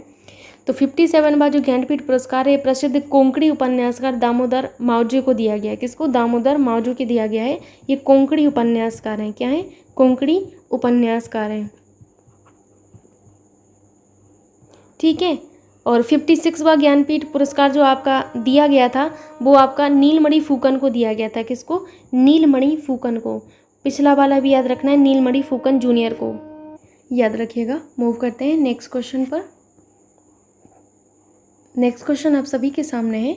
मार्च अप्रैल 2022 में इटली में आयोजित 45वीं विश्व ब्रिज चैंपियनशिप 2022 में सीनियर टीम श्रेणी में किस देश ने रजत पदक जीता? तो यहाँ पर आप याद रखिएगा कि आपका जो इटली में आयोजित 45वीं विश्व ब्रिज चैंपियनशिप 2022 में सीनियर टीम श्रेणी में आपके प्यारे भारत ने रजत पदक जीता है। अगला है गणतंत्र दिवस परेड 2022 में किस राज्य की झांकी को सर्वश्रेष्ठ झांकी का पुरस्कार दिया गया है? तो आप लोगों को कई बार मैंने बताया हुआ है कि यूपी की झांकी को जो है आपका सर्वश्रेष्ठ पुरस्कार दिया गया। और यूपी की जो झांकी है उसमें आपका जो है एक जिला एक उत्पाद ODOP और काशी विश्वनाथ धाम की विषय पर बेसिकली आपकी आधारित थी। तो विषय आपके लिए महत्वपूर्ण है। ओके, सो मूव करते हैं नेक्स्ट क्वेश्चन पर। नेक्स्ट क्वेश्चन आपसे लास्ट क्वेश्चन है करंट अफेयर्स का। जनवरी 2022 में संपन्न टाटा स्टील शतरंज 2022 में चैलेंजर्स वर्ग का खिताब किसने जीता है? तो आपके ये जो चैलेंजर्स वर्ग का खिताब है अर्जुन एरिगैसी ने जीता है। किसने? अर्जुन एरिगैसी ने जीता है। अब हमसे यहाँ पर जो है गद्यांश से रिलेटेड कुछ क्वेश्चन हैं, आइए देखते हैं। प्रश्न संख्या 71 to 75 निम्नलिखित गद्यांश का ध्यानपूर्वक अध्ययन करके इन पर आयोजित प्रश्नों के उत्तर दीजिए। आइए उत्तर देते हैं। वैज्ञानिक प्रयोग की सफलता से मनुष्य की बुद्धि का अपूर्व विकास कर दिया है। द्वितीय महायुद्ध में एटम बम की शक्ति ने कुछ क्षणों में ही जापान की अजेय शक्ति को पराजित कर दिया। इस शक्ति की युद्धकालीन सफलता ने अमेरिका, रूस, ब्रिटेन, फ्रांस आदि सभी देशों को ऐसे शस्त्रास्त्रों के निर्माण की प्रेरणा दी कि सभी भयंकर और सर्वविनाशकारी शस्त्र बनाने लगे। अब सेना को पराजित करने और शत्रु देश पर पैदल सेना द्वारा आक्रमण करने के लिए शस्त्र निर्माण के स्थान पर देश के विनाश की दिशा में शस्त्रास्त्र बनने लगे हैं। इन हथियारों का प्रयोग होने पर शत्रु देशों की अधिकांश जनता और संपत्ति थोड़े समय में ही नष्ट हो जा सकेगी। चूँकि ऐसे शस्त्रास्त्र प्रायः सभी स्वतंत्र देशों के संग्रहालय में कुछ न कुछ आ गए हैं, अतः युद्ध की स्थिति में उनका प्रयोग भी अनिवार्य हो जाएगा, जिससे बड़ी जनसंख्या प्रभावित हो सकती है। इसलिए निशस्त्रीकरण की योजना बन रही है। शस्त्रास्त्रों के निर्माण में जो प्रक्रिया अपनाई गई उसी के कारण आज इतने उन्नत शस्त्रास्त्र बन गए हैं, जिनके प्रयोग से व्यापक विनाश आसन्न दिखाई पड़ता है। अभी भी परीक्षणों की रोकथाम तथा बने शस्त्रों का प्रयोग रोकने का मार्ग खोजने जा रहे हैं। इन प्रयासों के मूल में एक भयंकर आतंक और विश्व विनाश का भय कार्य कर रहा है। अब हम यहाँ पर जो क्वेश्चंस हैं वो हम आसानी से आंसर कर लेंगे क्योंकि हमने पढ़ लिया है। इस गद्यांश का मूल कथन क्या है? तो इस गद्यांश का जो मूल कथन है वो आप सभी को पता है क्या है, निशस्त्रीकरण और विश्व शांति, है ना। तो ये इनका क्या है, मूल कथन है। अगला आप देख सकते हैं कि भयंकर विनाशकारी आधुनिक शस्त्रास्त्रों को बनाने की प्रेरणा किसने दी? तो ये किसने दी थी प्रेरणा? आपने पढ़ा है कि अमेरिका की विजय ने दी थी, है ना। अगला देखिए, एटम बम की अपार शक्ति का प्रथम अनुभव कैसे हुआ? तो एटम बम की अपार शक्ति का जो अनुभव है वो आपके जापान की अजेय शक्ति की पराजय से हुआ, है ना। अगला आप देख लीजिए, बड़े बड़े देश जो हैं आधुनिक विनाशकारी शस्त्रास्त्रों क्यों बना रहे हैं? क्यों बना रहे हैं बताइए? क्योंकि पारस्परिक भय के कारण, है ना, पारस्परिक भय के कारण बना रहे हैं। अगला क्वेश्चन देखते हैं हम। अगला क्वेश्चन हमसे ये है कि आधुनिक युद्ध भयंकर व विनाशकारी होते हैं क्योंकि अधिकांश जनता और उनकी संपत्ति नष्ट हो जाती है। ठीक। अगला आपसे यहाँ पर निर्देश दिए गए हैं, निर्देश आपसे नीचे दिए गए अनुच्छेद को पढ़िए और प्रश्न संख्या 726 to 80 तक के लिए उत्तर विकल्प का चयन कीजिए। अंत में मैंने कहा, भाइयों, हम अपनी प्राथमिक पाठशाला में इससे भी अधिक काम कर सकते हैं, इतना काम कर सकते हैं कि वर्तमान प्राथमिक शिक्षा का स्वरूप ही बदल जाए, काया पलट ही हो जाए। लेकिन बात यह है कि इसके लिए काम करने वालों की ज़रूरत है। दुनिया की जो सूरत आज है वह पहले नहीं थी। सूरत बदलने का यह काम मनुष्यों ने ही तो किया है। ना आवश्यक है लगन की, प्रखर आत्मविश्वास की, अखंड एकनिष्ठता की। यह ज़रूरत नहीं है कि अंग्रेजी पढ़े लिखे ही अच्छे प्रयोग कर सकें। यह थोती बात है। जब आदमी कुछ करना नहीं चाहता तब ऐसे ही बहाने बनाता है। सच्ची चीज़ तो दिल की लगन है, वह लगन जो किसी चीज़ के लिए तड़पने वाली हमारी आत्मा से हमें प्राप्त होती है। और चंपकलाल जी, परिणाम तो चिंता तो प्रयोग करने वालों को जितनी होती है उतनी दूसरों को कभी हो ही नहीं सकती। आप वेतन वृद्धि की इच्छा से अच्छे परिणाम की चेष्टा करते हैं और मैं प्रयोग के लिए प्रयोग करता हूँ जिससे मेरा उद्देश्य सिद्ध हो और कार्यक्षेत्र व्यापक बने। मुझे चिंता रहती है कि मेरी निष्फलता मेरे बाद के प्रयोग करने वालों के लिए बाधक न बन जाए। आगे आप देखिए, यहाँ पर आपसे क्या कहा गया है, किसी भी स्थिति को बदलने के लिए कैसे लोगों की ज़रूरत होती है? तो बताइए कैसे लोगों की ज़रूरत होती है किसी भी स्थिति को बदलने के लिए? जिनके दिल में लगन हो, है ना। अगला है आपसे, अंग्रेजी पढ़े लिखे ही जो हैं आपके अच्छे प्रयोग कर सकते हैं। यह कथन कैसा है? यह कथन आपका कैसा है बताइए? भाषिक पूर्वाग्रहों से ग्रस्त है आपका। ठीक। अगला क्वेश्चन है आपसे, उपरोक्त अनुच्छेद में सूरत का अर्थ है। तो सूरत का अर्थ क्या है बताइए? सूरत का अर्थ है स्थिति होता है ना। अगला देखिए, लेखक का क्या उद्देश्य है? लेखक का उद्देश्य क्या है? तो लेखक का जो उद्देश्य है स्थितियों में बदलाव लाना, है ना। अगला आपसे क्वेश्चन है, सामान्यतः जो लोग हैं आपके वो अच्छे परिणाम क्यों चाहते हैं? सामान्यतः लोग अच्छे जो परिणाम है वो धनार्जन के लिए करना चाहते हैं। अगला हमसे यहाँ पर जो क्वेश्चन है वो मैथमेटिक्स से रिलेटेड होंगे और काफ़ी अच्छे क्वेश्चन हैं यहाँ पर। आइए देखते हैं। सबसे पहले आपसे कि दिए गए बार ग्राफ का अध्ययन करें जो 1 जुलाई 2019 को विभिन्न विद्यालयों में छात्रों, लड़के और लड़कियों की संख्या दर्शाता है और उससे संबंधित नीचे दिए गए प्रश्नों के उत्तर दें। ये ग्राफ आपको कुछ इस तरीके से दर्शाया गया है, आप देख लीजिए ध्यान से। हम देखते हैं क्वेश्चंस को। आइए देखते हैं। क्वेश्चन है आपसे कि विद्यालय ए और डी में लड़कों की कुल संख्या का 75%, विद्यालय ई में छात्रों की कुल संख्या के कितने प्रतिशत कम है? तो ये हम बता ही सकते हैं आसानी से। आप देखिए, ये आपका जो ग्राफ है उसको देखिए। क्वेश्चन क्या कह रहा था? क्वेश्चन कह रहा था कि विद्यालय ए, तो आप विद्यालय ए को देख लीजिए और फिर आपसे कह रहा था विद्यालय डी में लड़कों की संख्या, किसमें? विद्यालय डी में। अब आप लोगों को एक चीज़ समझ नहीं आ रही कि पूरी लाइनें ब्लैक हैं, है ना, समझ नहीं आ रहा कौन सा लड़के हैं कौन सा लड़कियां हैं, क्योंकि हल्का सा कलर जो है डिफरेंट है। मैं आपको बता दे रही, जो थोड़ा सा आपका लाइट वाला है वो आपका लड़कियां हैं, लेकिन आपको नहीं समझ आ रहा तो आप ऐसे समझ लीजिए कि ये दूसरा वाला जो है ना ये लड़कियों को रिप्रेजेंट कर रहा है। कौन सा?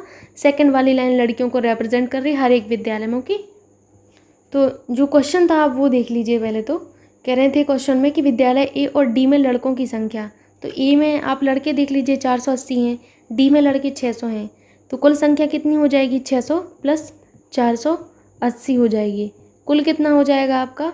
कुल आपका जो होगा 1080 हो जाएगा, है ना।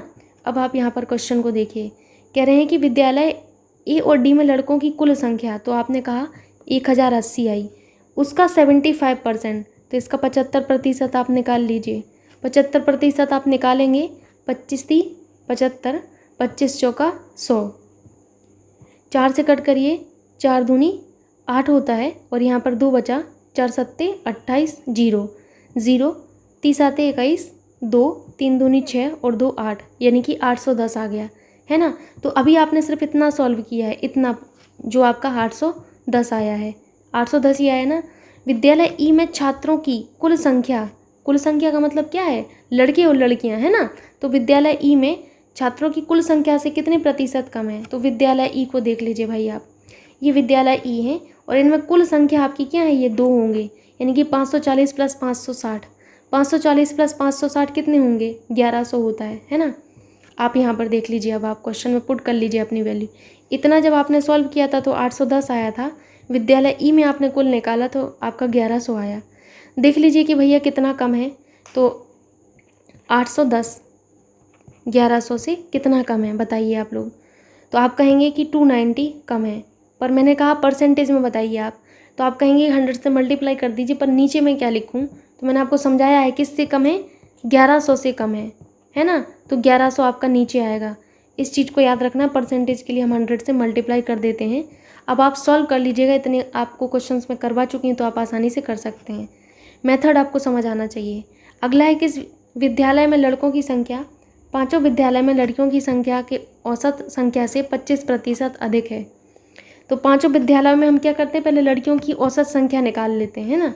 आइए देखते हैं, पांचों विद्यालय जो हैं उनमें हम लड़कियों की औसत संख्या निकाल लेते हैं। तो मैंने आपको बताया था लास्ट वाली जो वैल्यू है सभी विद्यालय में वो लड़कियां हैं, है ना।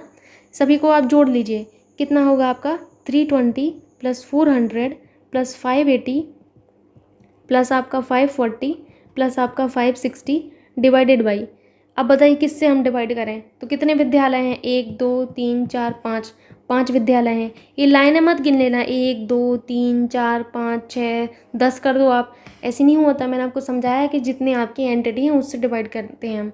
तो आप जब करेंगे डिवाइड तो आपको जो है 480 यहाँ पर मिल जाएगा औसत। ठीक, अब आप क्वेश्चन पर चलिए थोड़ा सा। क्वेश्चन क्या कह रहे थे पांचों विद्यालय में लड़कियों की औसत संख्या आपने कितनी निकाली, 480 निकाली। औसत संख्या से 25% अधिक मांग रहे हैं ये, तो पहले आप 25% निकाल लीजिए, तब तो हम अधिक निकाल पाएंगे। निकाल लीजिए, है ना। 25% का मतलब क्या हुआ, 25/100, 25 से कम 25, 25 चौका 100, 4 एकम 4, 4 दूनी 8, 0, यानी कि 120। कह रहे हैं 25% अधिक है, यानी कि 480 तो था ही, और 25% कितना है, 120 आया, ये अधिकता दी गई है। 8 और 2 10 का 0 हासिल की, 1 4 और 1 5 और 1 6, यानी कि 600 आ गया। तो आपने अभी तक इतना सॉल्व कर लिया है कि ये 600 आया। कह रहे हैं किस विद्यालय में लड़कों की संख्या पांचों विद्यालय में लड़कियों की औसत संख्या से 25% अधिक है। देख लीजिए 600 से अधिक कहाँ पर है। तो पहले तो आपको ये पता होना चाहिए लड़के कौन से हैं, लड़के पहले वाले हैं, ठीक है, पहले वाले हैं लड़के पहले वाले हैं। देख लीजिए किस में अधिक दिख रहा है आपको, तो देखिए इसमें कम है, इसमें कम है, इसमें कम है, इसमें कम है, बस यही है जिसमें बराबर है ना। 600 आया है तो 600 ही है। तो आप बस एक ही ऑप्शन यहाँ पर टिक कर पाएंगे कि भैया डी में हमारा ऐसा है कि डी में हमारे बराबर है ना, और किसी में नहीं है। अगला देखिए, यदि पांचों विद्यालय में लड़कियों की संख्या से संबंधित आंकड़े के लिए पाई चार्ट तैयार किया जाता है तो विद्यालय सी में लड़कियों की संख्या निरूपित करने वाले क्षेत्र का केंद्रीय कोण ज्ञात कीजिए। Very very important question and बहुत अच्छा क्वेश्चन है ये। तो आप पहले ये देख लीजिए कि पांचों विद्यालय में लड़कियों की संख्या कितनी है। अभी अभी मैंने आपको औसत में बताया था कितनी थी, 320 प्लस आपकी, एक बार मैं दिखा देती हूँ आप लोगों को, यहाँ देख लीजिए, कुल निकाल लीजिए 320 + 400 + 580 + 540 + 560, तो यही तो कुल लड़कियाँ होंगी, कितनी होंगी, 2400, है ना। अब आप क्वेश्चन पर चलिए ज़रा, ये आपका क्वेश्चन दिया गया था। तो आपने निकाला कि विद्यालय में जो कुल लड़कियां हैं वो हमारी कितनी आई हैं, वो हमारी 2400 आई हैं। मैंने आपको समझाया था कि जब आपको कोण दिया जाए तो कोण आप 360 के बराबर कुल को कर दीजिए, यहाँ पर कुल होगा। अब यहाँ पर कुल का मतलब क्या है, लड़कियाँ की बात की जा रही, तो कुल लड़कियाँ आप कर दीजिए बराबर। कुल लड़के होते तो कुल लड़कों को बराबर कर देते आप, और अगर टोटल विद्यार्थी होते चाहे लड़की चाहे लड़का तो टोटल को आप बराबर करते। इस चीज़ को ध्यान रखना, जो क्वेश्चन में कहा गया उसको बराबर करेंगे भाई। इन सब चीज़ों का आपको बेहतर तरीके से समझ में आने लगी होंगी चीज़ें, अब आप इतना सॉल्व कर चुके हैं। तो यहाँ पर आप क्या करेंगे, 1 डिग्री की जो है वैल्यू निकाल लीजिए आप। 1 डिग्री की वैल्यू कितनी होगी, 240 अपॉन 2400 है ये, 2400 बटे 360। ध्यान से देखिए, तो आप कहेंगे कि 1 डिग्री की वैल्यू इतनी आई, पर आप बताइए कि क्या आपको डिग्री निकालना है? आपको डिग्री नहीं निकाल, आपको डिग्री में ही आंसर निकालना है ना, आपको डिग्री की वैल्यू नहीं करना है। तो आप क्या करेंगे, इसका रिवर्स करेंगे। रिवर्स कैसे, आप समझ रहे होंगे ना मैं क्या कह रही हूँ। यहाँ पर आपको सी की लड़कियों की संख्या जो है निरूपित करने वाले सेक्टर की वैल्यू बतानी है। तो सी में आपकी कितनी है, 580 लड़कियाँ हैं। कितनी है, 580 हैं। यहाँ से आप 1 की वैल्यू निकाल लीजिए। 1 कितने को रिप्रेजेंट करेगा आपका, 1 आपका रिप्रेजेंट करेगा 360 अपॉन आपका 2400। आपकी 580 कितने को रिप्रेजेंट करेंगी, तो 580 से आप गुणा कर देंगे, तो सिंपल सा आपका यहाँ पर आ जाएगा। आप समझ गए ना मैं क्या कहना चाह रही थी, यहाँ पर डिग्री की वैल्यू के बराबर क्यों नहीं किया था। ठीक, इस तरीके से आपका हो जाएगा। इसको सॉल्व कर लीजिएगा आप, आपका जो आंसर आएगा आप टिक कर लीजिएगा। अगला यहाँ पर क्वेश्चन देख लीजिए आप। क्वेश्चन है कि विद्यालय बी और डी में लड़कों की कुल संख्या, विद्यालय सी और एफ में लड़कियों की कुल संख्या का अनुपात बताइए। तो आइए देख लेते हैं। यहाँ पर एक आपको क्वेश्चन दिया गया है, विद्यालय बी और डी को देखिए पहले, किसको, बी को और डी को। तो विद्यालय बी और डी में लड़कों की कुल संख्या कितनी होगी, बी में लड़के 350 हैं, डी में आपके 600 हैं, तो कितना हो जाएगा, 950 हो जाएगा। विद्यालय सी और ई में लड़कियों की कुल संख्या, सी विद्यालय ये है और आपका कौन सा कह रहे हैं, सी और किस में, ई में कह रहे हैं ना। लड़कियों की संख्या मैंने बताया था दूसरी वाली है ना, तो 580 प्लस कितना हो जाएगा 560, यानी कि कितना हो जाएगा यहाँ पर 1140 हो जाएगा। अब आप क्वेश्चन पर चलिए थोड़ा सा, जो आपसे क्वेश्चन कह रहा था वो इस तरीके से था। अब आपको यहाँ पर अनुपात निकालना था, जो आपको पहले दिया गया है उसको पहले लिखिए। बी और डी में छात्रों की संख्या कितनी निकाली थी आपने, 950 निकाली थी। जो बाद में लिखा गया है सी और एफ को आपको बाद में ही करना होगा। तो यहाँ पर कितना आया था आपका, 1140 आया था। आप अनुपात निकाल लीजिएगा और टिक कर लीजिएगा। विद्यालय सी में लड़कियों की संख्या विद्यालय ई में लड़कों की संख्या से कितना प्रतिशत अधिक है। सी में देख लीजिए आप, और आपको जो बोला गया है उसमें देख लीजिए। विद्यालय सी में लड़कियाँ, विद्यालय सी में लड़कियाँ बाद वाला वैल्यू आपका रिप्रेजेंट करेंगी। विद्यालय ई में आपके जो हैं लड़के पहले वाले वैल्यू, तो आपको यहाँ पर पता चल गया है ना। अब आप रख लीजिए यहाँ पर एक बार। कह रहे हैं विद्यालय सी में लड़कियाँ, तो आपने निकाला विद्यालय सी में लड़कियाँ 580 आई और विद्यालय ई में लड़कों की संख्या 540 थी। आप बताइए कि कितना प्रतिशत जो है आपके अधिक हैं। आप कहेंगे कि 40 अधिक हैं। मैंने पूछा किस पर, तो आप कहेंगे 540 पर 40 अधिक हैं।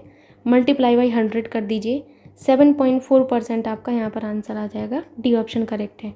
अगला क्वेश्चन आप देख सकते हैं, कुछ इस तरीके से आपको ये जो क्वेश्चन है वो दिया गया है। 1 मिनट आप दीजिएगा। ये आपका क्वेश्चन है, दंड चित्र में किसी कंपनी के मासिक व्यय को दर्शाया गया है। दंड चित्र का अध्ययन कीजिए और निम्नलिखित प्रश्नों के उत्तर दीजिए। आइए हम क्वेश्चंस को भी देख लेते हैं एक बार। ये आपको यहाँ पर दिख रहा है 86 से हमें यहाँ पर क्वेश्चंस दिए गए हैं। ठीक, ये आपको क्वेश्चन है पहला वाला। पहला क्वेश्चन है विविध मद पर कितने प्रतिशत राशि खर्च हुई। विविध मद पर, तो आप पहले विविध को देख लीजिए। विविध आपका कहाँ पर है, विविध पर। ठीक, तो विविध में आप देख लीजिए कितना आपका वैल्यू रिप्रेजेंट कर रहा है, 15 आपका यहाँ पर होगा। तो आप कहेंगे कि विविध आपका 15 पर, लेकिन प्रतिशत आपसे पूछा गया है। मैंने कहा था प्रतिशत के लिए नीचे हम कुल लिखते हैं, मल्टीप्लाई बाई 100 करते हैं। कुल आपका कितना होगा, कुल आप जोड़ लीजिए यहाँ पर। कुल में कर्मचारी वेतन, आपका जलपान, परिवहन, विद्युत आएगा है ना, और विविध आएगा, ये सब आएंगे आपके नीचे कुल में। तो एक बार मैं आपको कुल सिखा देती हूँ कैसे निकालते हैं। कुल में देखिए ये वैल्यू कितनी है, 80 है, तो आप करेंगे 80। जलपान में आपका कितना है, वैल्यू 10 रिप्रेजेंट कर रहा है, सो आपको यहाँ पर 10 लिखना होगा। यहाँ पर देखिए आपका 20 रिप्रेजेंट कर रहा है, सो आपको 20 लिखना होगा। यहाँ पर देखिए ये जो आपका विद्युत है, विद्युत कितने को रिप्रेजेंट कर रहा है, विद्युत जो है आपके 10 को रिप्रेजेंट कर रहा है, सो 10 लिख लीजिए। और यहाँ पर आपने अभी विविध का देखा है, सो 15 आपका कुल में आपका जुड़ेगा, तो आपका 135 आ जाएगा। कितना, 135।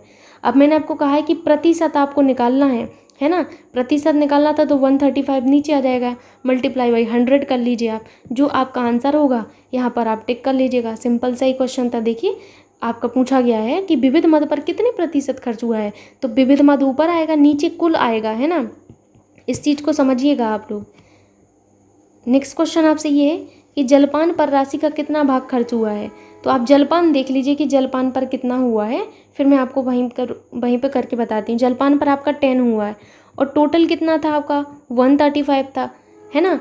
और आपको क्या निकालना था, देखिए कितना खर्च हुआ है, ये आपसे पूछा गया है यहाँ पर, लेकिन यहाँ पर प्रतिशत में तो नहीं पूछा गया, तो आपको 100 से मल्टीप्लाई ही नहीं करना, सीधा सा आप यहाँ पर कैलकुलेशन है, तो 2/27 हो जाएगा यहाँ पर आपका बी ऑप्शन करेक्ट हो जाएगा।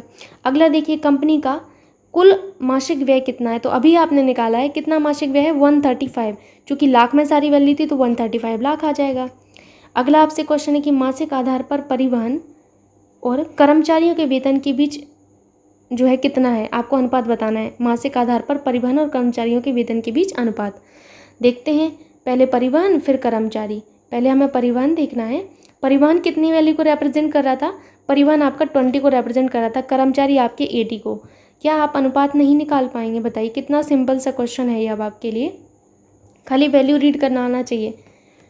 परिवहन पर आपका 20 है, कर्मचारियों पर आपका 80 है। मैंने आपको कहा था जो पहले लिखा उसको ऊपर, जो आपका बाद में लिखा वो आपका बाद में आएगा, सो 1:4 आपका आ जाएगा ए ऑप्शन।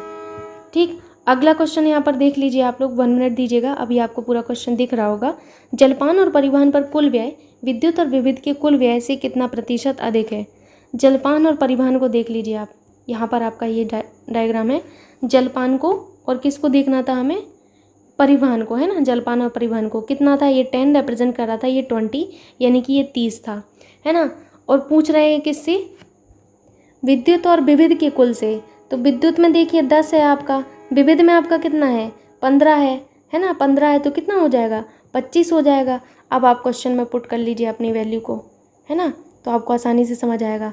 आपने देखा जलपान एवं विद्युत में आपका जो है, परिवहन में जो आपका कुल व्यय आया है वो आपका कितना आया है, वो आपका 30 आया है, और विविध में आपका जो, और विद्युत में आया था वो आपका 25 आया था, है ना, 25 लाख। बताइए कि कितना प्रतिशत जो है आपका ये अधिक है, तो आप कहेंगे कि 5 लाख अधिक है, लेकिन किस पर, 25 पर अधिक है। परसेंटेज में निकालना है तो हम 100 से मल्टीप्लाई कर लेंगे, है ना। 25 चौका 100, 5 चौका 20%। ठीक है, अगला क्वेश्चन आप देख लीजिए। नीचे दी गई तालिका 4 कंपनियों ABCD द्वारा 6 वर्षों में कारों की बिक्री 1000 में दर्शाती है। तालिका का अध्ययन करें, दिए गए प्रश्नों के उत्तर दें। ये आपकी तालिका है कुछ इस तरीके से। अब आप यहाँ पर क्वेश्चन देख लीजिए। 2015, 17 और 18 के दौरान कंपनी बी द्वारा बेची गई कारों की कुल संख्या 13, 15 और 17 और 18 में सी द्वारा बेची गई कारों की कुल संख्या से कितने प्रतिशत कम है। तो जोड़ना है और परसेंटेज निकालना है आपको खाली। तो आइए देखते हैं। अब हम कुछ इस तरीके से आपको दिया गया है। 2015, 17 और 18 के दौरान बी द्वारा बेची गई कारें, तो पहले बी को आप देख लीजिए, ठीक। और फिर कह रहे हैं 2015, 2017, 2015, 2017 और कब, 2018, इनमें बेची गई कारें। तो आप जोड़ लीजिए 60 + 53 + 67, तो कितना हो जाएगा यहाँ पर, कुल आपका 180 होगा। दूसरा आपसे क्या कह रहे थे, वर्ष 2013 में, वर्ष 2013 में, 15 में, 17 में, 18 में सी द्वारा, तो सी को हाईलाइट करिए। और किस वर्ष में, तो वो वर्ष देख लीजिए किस किस में, 2013 में, 2015 में, और कब, 17 में, और कब, 18 में। इन सभी को जोड़ लीजिए, 65, 66 प्लस आपका 63 + 76, तो कितना हो जाएगा, 270 हो जाएगा। अब यहाँ पर आप अपनी वैल्यू रख लीजिए। ये जो आपने निकाला है यहाँ तक की वैल्यू कितनी आई थी आपकी, 180 आई थी, और यहाँ से जो आपने निकाली वो कितनी आई थी आपकी, 270 आई थी। कितना कम है आप बताइए, तो आपका 90 कम है, किस पर, 270 पर। मल्टीप्लाई बाई 100 कर लीजिए, आपका प्रतिशत में आ जाएगा। अगला क्वेश्चन आप देख लीजिए। वो 2017 में A, B और D कंपनी द्वारा बेची गई कारों की कुल संख्या का 2018 में सभी 4 कंपनियों द्वारा बेची गई कारों की संख्या से अनुपात क्या है। बस आपको जोड़ना घटाना आना चाहिए, खाली कुछ नहीं करना है। 2017 में किस किस के द्वारा, 2017 को हाईलाइट कर लीजिए। 2017 में ए, बी और डी, ए, बी और डी इनको जोड़ लीजिए। 52 + 53 + 75 180, ठीक है। और कौन सा कह रहे थे, और कह रहे थे 2018 में चारों कंपनियों द्वारा बेची गई कारें, तो आपका 2018 में टोटल कितना हो जाएगा चारों कंपनियों द्वारा, 280 हो जाएगा। आपसे क्या पूछा गया है यहाँ पर, अनुपात पूछा गया। जो पहले है उसको पहले लिखिए। पहले कौन है आपका, 2017 में इनके द्वारा बेची गई संख्या जो कि आपने 180 निकाली, और इनके द्वारा बेची गई संख्या आपने 280 निकाली, है ना। अनुपात आप निकाल लीजिए, अनुपात आप निकाल लेंगे यहाँ से, ठीक। अगला क्वेश्चन हम देखते हैं यहाँ पर।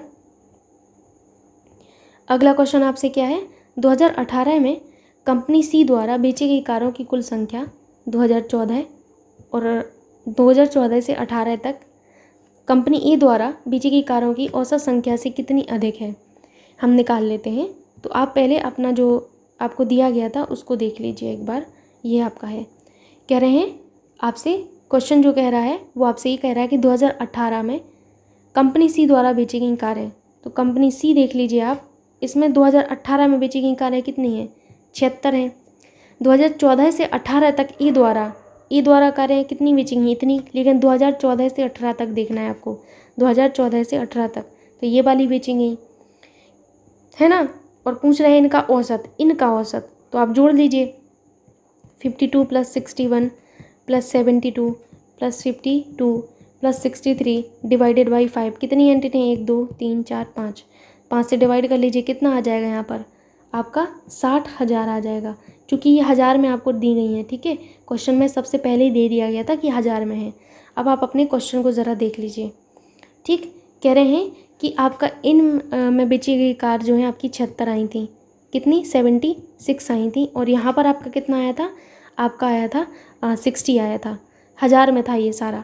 तो यहाँ पर आप घटा नहीं पाएंगे, इसमें से इसको घटा लीजिए भाई, चूँकि ये आपके हज़ार में है तो घटाने पे जितना आएगा उसको 1000 से मल्टीप्लाई कर दीजिएगा, आपका आंसर आ जाएगा। अगला क्वेश्चन देखिए आप। अगला क्वेश्चन है आपसे, कंपनी ए द्वारा 2017 में सी द्वारा 2013 में बेची गई कारों की कुल संख्या सभी 4 कंपनियों द्वारा 2013 से 16 में बेची गई कारों की कुल संख्या का कितना प्रतिशत है। तो पहले आप अपना ये जो आपको दिया गया था इसको देख लीजिए, ठीक। तो ए द्वारा 2017 में कितनी कारें बेची गई, 52, और सी द्वारा 2013 में कितनी कारें बेची गई हैं, बताइए कितनी कारें बेची गई हैं 2013 में, सी द्वारा 2013 में 65 बेची गई, तो कुल कितना हो जाएगा, 117 हो जाएगा, ठीक। आगे आपसे क्या कह रहे थे, सभी कंपनी द्वारा 2013 व 2016 में बेची गई कारें, तो सभी कंपनियों द्वारा, है ना, सभी कंपनियों द्वारा, तो 2013 में इतनी बेची गई, 2016 में इतनी बेची गई, इनका टोटल करिए कितना हो जाएगा आपका 240 होगा। इनका टोटल करिए आप लोग कितना होगा, 263 होगा। अब आपसे कुल कहा गया है तो इन दोनों को जोड़ लीजिए, कितना होगा 6, यहाँ पर 3 होगा, 6 4 10 का 0, हासिल का 1, तोड़ 2 4 और 1 5, 503 हो जाएगा। अब आप अपने क्वेश्चन को देख लीजिए ज़रा, क्वेश्चन क्या कह रहे थे। क्वेश्चन कह रहे थे आपसे कि कंपनी ए द्वारा 2017 में और सी द्वारा 2013 में बेची गई कारों की कुल संख्या, 4 कंपनियों द्वारा बेची गई कारों की कुल संख्या का कितना प्रतिशत है। तो इतना जो पोर्शन है, इतने की आपने वैल्यू कितनी निकाली, 503, और इतना जो शुरुआत का पोर्शन था उसकी वैल्यू आपने कितनी निकाली थी, 117। बताइए कितना अधिक है, तो आप कहेंगे कि 100 अधिक नहीं पूछा गया है, यहाँ से सिंपल से कुल पूछा गया है कि कुल संख्या का कितना प्रतिशत है। तो मैंने बताया था कि जब आपसे अधिक और कम ना पूछा जाए तो आपको घटाना नहीं है, सीधा सीधा कर देना है। यहाँ पर कितना था, 503 था, डिवाइडेड बाई 503, प्रतिशत के लिए 100 से मल्टीप्लाई करते हैं, कर लीजिएगा आप लोग। अगला क्वेश्चन आपसे ये है, वर्ष 2018 में चारों कंपनी द्वारा बेची गई कारों की औसत संख्या कितनी है। तो मैं आपको बता देती हूँ, फिर आप आगे कर लीजिएगा, ठीक है। वर्ष 2018 में देखिए, वर्ष 2018 को देख लीजिए आप, सिंपल सा क्वेश्चन है। वर्ष 2018 में चारों जो आपकी कंपनियां हैं इनके द्वारा बेची गई कारों का औसत कितना है, 63, 67 प्लस 76 प्लस 74 डिवाइडेड बाई कितना होगा, 4 होगा, है ना। जो आंसर आएगा आप कर लेना, बहुत सिंपल सा ही क्वेश्चन था ये तो। अगला आप देख लीजिए, अगला है निम्नलिखित तालिका का अध्ययन करें और निम्न प्रश्नों के जो हैं आप उत्तर दें। नीचे कंपनी जेड के वर्षों की व्यय जो है सूची में दर्शाई गई है, ये आप देख सकते हैं कि जेड ने कितने कौन से वर्ष में कहाँ कहाँ पर कितना व्यय किया है। अगला यहाँ पर क्वेश्चन है आपसे, प्रतिवर्ष बोनस की औसत राशि कितनी है? किसकी? बोनस की। तो भाई आप बोनस को देख लीजिए, ये हैं बोनस आपके। बोनस को जोड़ लीजिए और कितने वर्ष हैं? 1 2 3 4 5, 5 से डिवाइड कर लीजिए, जोड़िए इन सभी को। किसको? 15 प्लस 16.5 को प्लस 17.3 को प्लस 17.9 को प्लस 18.5 को, तो 85 पॉइंट आपका 2 आया। और यहाँ पर 5 से आप डिवाइड कर दीजिए तो 17.04 आएगा। कितना? 17.04 आपका आ जाएगा। ठीक है, 17.04। अब आप लोगों को मैं एक चीज़ बोलना चाहती हूँ, हालांकि यहाँ पर बोलना उचित नहीं होगा, लेकिन मैं फिर भी बोल देती हूँ क्योंकि बहुत ज़्यादा कमेंट आप लोग जो कर रहे हो कि मैम आपने जो पूरे ईयर का करंट अफेयर्स पढ़ाया था उसका पीडीएफ दीजिए। देखिए, मुझे पीडीएफ देने में कोई प्रॉब्लम नहीं है, लेकिन मैं पीडीएफ दे रही हूँ तब आप लोगों को समस्या हो रही है कि सॉल्यूशन दीजिए। अब एक बात बताइए कि मैं दिन भर सुबह से लेकर काम करती हूँ, कम से कम 12 घंटे में लगी रहती होंगी, तो मुझे इतना टाइम कहाँ से मिलेगा कि मैं इस पीडीएफ में भी आंसर टिक करूँ? आप खुद सोचिए ये चीज़। जब मैं पीडीएफ दे रही हूँ तो फिर आप लोगों को चाहिए उसमें आंसर नहीं है, तो आंसर कहाँ से पैदा करूँ? उसके लिए तो आपको वीडियो ही देखना पड़ेगा ना। आप खुद सोचिए इस चीज़ को, ये तो जनरल सी बात है भाई कि पीडीएफ में तो आंसर नहीं होगा। आंसर के लिए आपको वीडियो ही देखना पड़ेगा। प्लीज़ ट्राई टू अंडरस्टैंड कि मुझे घर का भी इतना सारा काम होता है, उसके अलावा फिर मुझे 12 घंटे यहाँ पढ़ाने में देना पड़ता है। मैं 2 2 3 3 घंटे की आपको क्लास दे रही हूँ रेगुलरली, मटेरियल बनाने में मुझे इतना टाइम लग जाता है, तो मैं कैसे करूँगी? और सबसे बड़ी बात मुझे ये समझ नहीं आती, पीडीएफ से क्या मिलता है आप लोगों को? पीडीएफ में क्या आपको ऐसा मिल जाता है जो आपको मैं पढ़ा रही हूँ वो नहीं आपको मिल रहा? तो बार बार इस तरीके का कमेंट आप लोग मतलब करते हैं, ठीक है चलता है, लेकिन थोड़ा सा आप लोग भी समझा करिए चीज़ों को। आई थिंक आप लोग इस चीज़ को समझेंगे और प्लीज़ आप इस चीज़ को थोड़ा सा समझिए, मैं रिक्वेस्ट कर रही हूँ आप सभी से। जब एक ही बच्चा बार बार बोलता है तो और भी ज़्यादा लगता है कि भाई अब उनके लिए तो कोई मतलब ही नहीं, सिर्फ पीडीएफ ही उनके लिए सब कुछ है। तो जिनको पढ़ना होता है वो पढ़ चुके होंगे। अगला है आपसे, वर्ष 2011 में कंपनी जेड का कुल खर्च कितना है? तो आप 2011 को देख लीजिए, ये आपके 2011 है और कंपनी का कुल खर्च सिंपल सा आपको जोड़ना है ना, इन सबको जोड़ दीजिए। 2011 में कुल खर्च कितना है तो आपका आ जाएगा। आपको बस वैल्यू रीड करना अब मैं सिखा रही हूँ बिकॉज आप लोग इतनी प्रैक्टिस कर चुके हैं, सो आई थिंक आपको अब जो है आइडिया हो चुका होगा, है ना। अगला क्वेश्चन देखिए। अगला क्वेश्चन आपसे क्या है, वर्ष 2012 के लिए वेतन पर खर्च कितना प्रतिशत ईंधन और परिवहन पर खर्च किया गया है? तो देख लीजिए 2012 के लिए वेतन पर खर्च कितना है। 2012 के लिए कंपनी जेड का वेतन पर व्यय कितना है? तो 2012 में आपका 557 है। फिर कह रहे हैं 2012 में ईंधन और परिवहन पर कुल व्यय। 2012 में ईंधन पर व्यय कितना है? देखिए ईंधन पर कितना है आपका, ईंधन और परिवहन पर 233 है। आप यहाँ पर आप क्वेश्चन पर चलिए। क्वेश्चन कह रहा था कि 2012 में वेतन पर खर्च कितना किया गया? 557 लाख में है ये सारी वैल्यू। ईंधन और परिवहन पर कितना किया गया? 233। बताइए कितना प्रतिशत खर्च किया गया है? आपसे कम और ज़्यादा नहीं पूछा, आपसे पूछा कितना प्रतिशत खर्च हुआ है। 233 ऊपर कर दीजिए, 557 नीचे कर दीजिए, मल्टीप्लाई बाई 100 कर दीजिए, जो आंसर आएगा आप टिक कर लीजिएगा। अगला क्वेश्चन है आपसे, वर्ष 2014 में कंपनी जेड का कुल खर्च और 2015 में कंपनी जेड का कुल खर्च का अंतर बताइए। तो हम देख लेते हैं भैया 2014 में कितना है कंपनी जेड का कुल खर्च और फिर किस में बोला गया तो 2015 में। ठीक, 2014 में देखिए कुल खर्च आपका कितना है, ये आपका कुल खर्च है ना, यही होगा।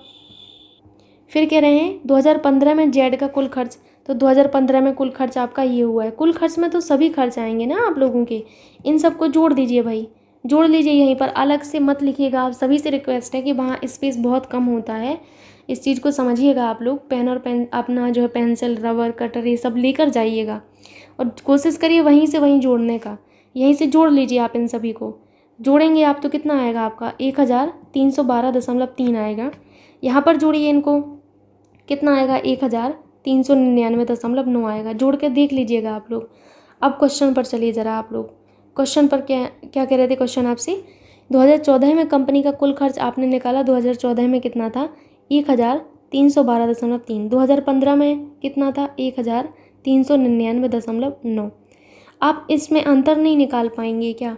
घटा लीजिए, कितना सिंपल क्वेश्चन है। अब अगला देखिए, कंपनी जेड द्वारा वर्ष 2015 में वेतन और कर पर व्यय का अनुपात। तो आइए मैं आपको एक बार वैल्यू रीड करा देती हूँ। आप 2015 को देखिए पहले, तो आप इस तरीके से 2015 को देखिए।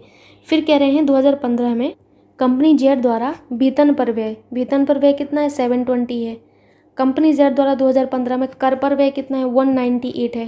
क्वेश्चन पर चलिए आप लोग। अब क्वेश्चन आपसे क्या कह रहे थे कि जेड द्वारा 2015 में वेतन आपने निकाला कितना है? 720 है। कर पर व्यय कितना है आपका जेड द्वारा 2015 में? 198 है। मैंने आपको समझाया जो पहले है वो आपको पहले लिखना है। जो आपसे अनुपात पूछा गया है उसमें जो पहले है वो पहले, जो पूछा गया जो बाद में है वो उसको आपको बाद में करना है। सॉल्व कर लीजिए, आपका आंसर आ जाएगा। सो ये रहा आपका आज का प्रैक्टिस सेट। मैं आशा करती हूँ आप सभी से कि आप लोग चीज़ों को समझेंगे और थोड़ा सा सपोर्ट करेंगे। और प्लीज़ अगर आपको वीडियो अच्छा लगता है तो आप वीडियो को लाइक कर दिया करिए, शेयर कर दिया करिए। Thank you so much.